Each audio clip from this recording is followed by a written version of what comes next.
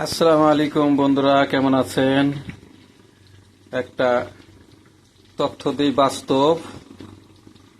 সেটা হচ্ছে, একজন প্রবাসী যখন দেশের বাড়িতে থাকে তখন কিন্তু এই মাছটা কিভাবে উল্টাইতে হবে সেটা সে জানে না।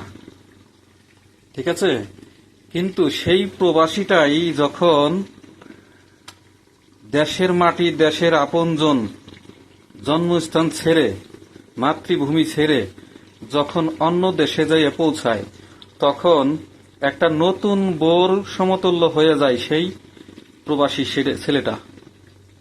জানে না সে ভাষা, চিনে না সে মানুষ, চিনে না রোডঘাট, কার সাথে কিভাবে কি কথা বলবে এটাই তার চিন্তা ভাবনা। অন্যজনে কি বলে আকরে শুনে। তাই সেই ছেলেটা বাংলাদেশে থাকা অবস্থায় এই মাছ যেরকম উল্টাইতে হয় সেটা সে জানতো না।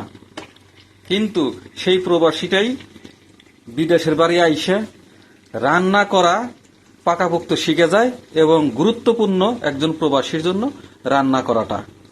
তো সবাই ভালো থাকবেন। আল্লাহ হাফেজ। আসসালামু আলাইকুম রহমতুল্লাহ।